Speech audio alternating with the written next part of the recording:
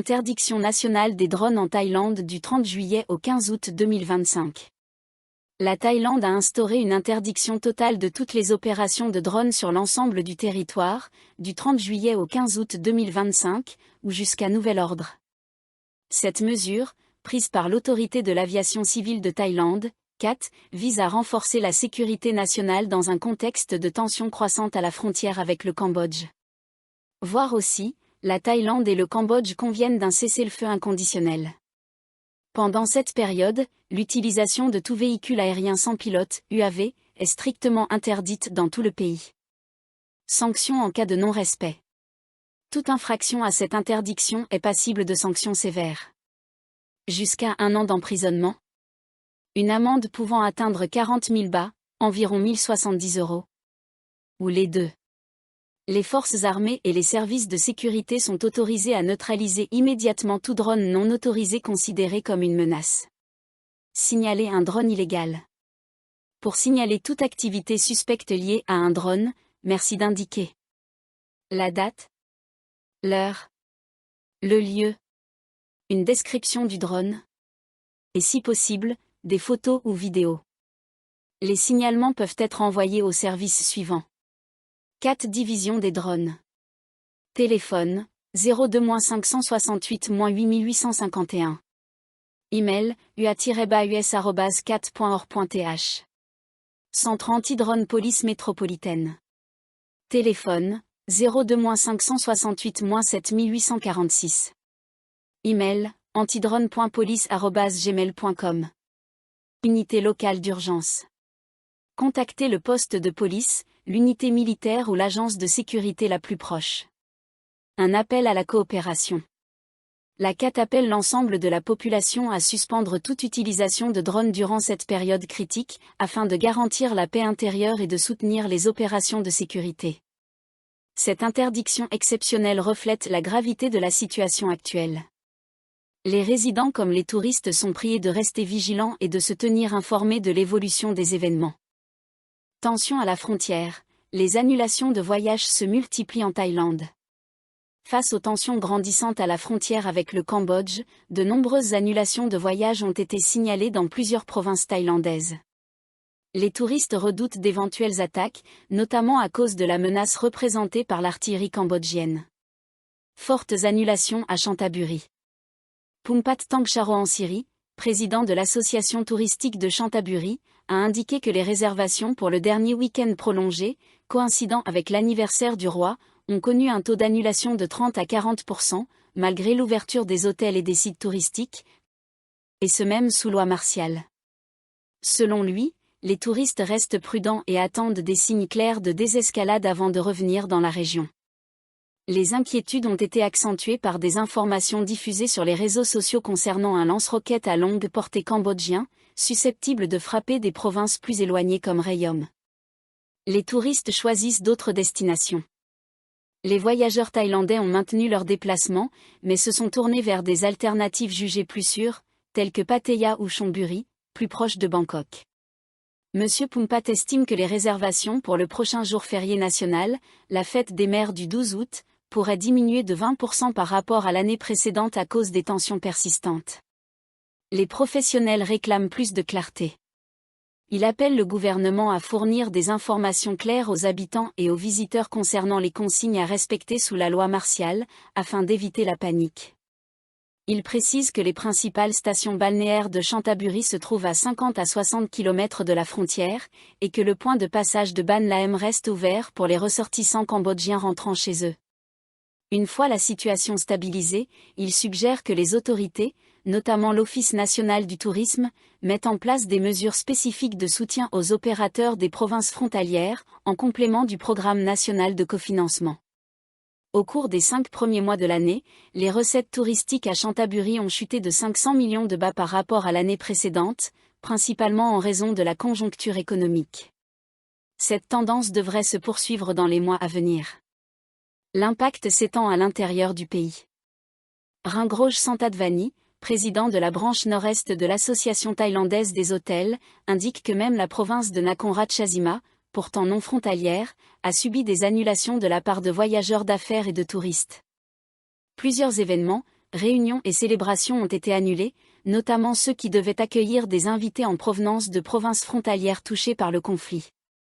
Certains clients ont exprimé des inquiétudes quant à la sécurité, en particulier face à la menace d'éventuelles attaques à la roquette. L'hôtellerie en difficulté.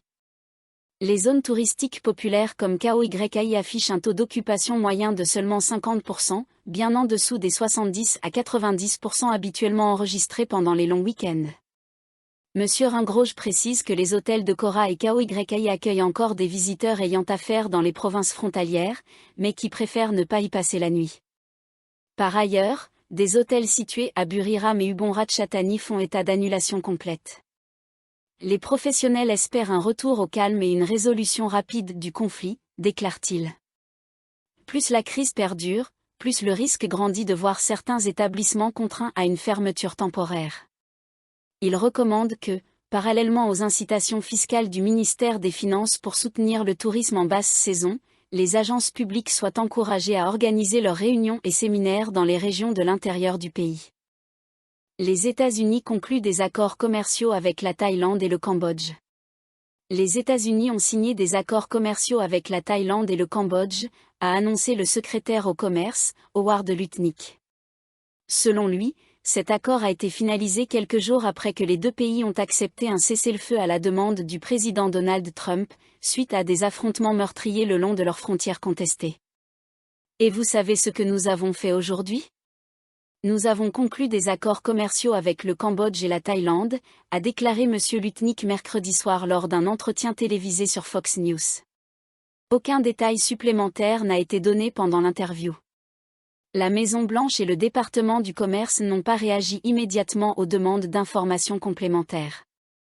Le président Trump avait utilisé les négociations commerciales comme levier pour faire pression sur les deux gouvernements, les avertissant qu'aucun accord ne serait signé tant que les combats se poursuivraient.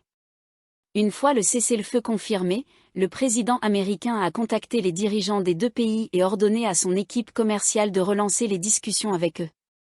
La Thaïlande et le Cambodge risquaient une taxe américaine de 36% sur leurs produits exportés vers les États-Unis, ce qui les aurait lourdement pénalisés par rapport à leurs voisins d'Asie du Sud-Est, dont les produits sont taxés entre 20 et 25%. Le ministre thaïlandais des Finances, Pichai Chunavajira, s'est montré confiant et espère que le taux final pour la Thaïlande se situera autour de 20%. L'annonce de M. Lutnick est intervenue 2 jours avant la date butoir fixée par le président Trump à ses partenaires commerciaux pour conclure un accord, et quelques heures après que les États-Unis ont annoncé un accord similaire avec la Corée du Sud, qui prévoit l'application d'un droit de douane de 15%. Donald Trump a également confirmé qu'il imposerait un droit de 25% sur les produits indiens à partir de vendredi, et a menacé d'une sanction supplémentaire sur les importations d'énergie indienne en provenance de Russie. Le secrétaire au commerce a refusé de donner plus de précisions à ce stade. Bangkok fait des concessions pour éviter des taxes punitives. Dans le cadre de cet accord, la Thaïlande espère bénéficier d'un taux tarifaire final compris entre 18 et 20%, similaire à celui de ses partenaires régionaux. Pour éviter l'application des droits de douane de 36%, le gouvernement thaïlandais a proposé d'accorder un meilleur accès au marché à certains produits américains, en supprimant les droits de douane sur 90% d'entre eux.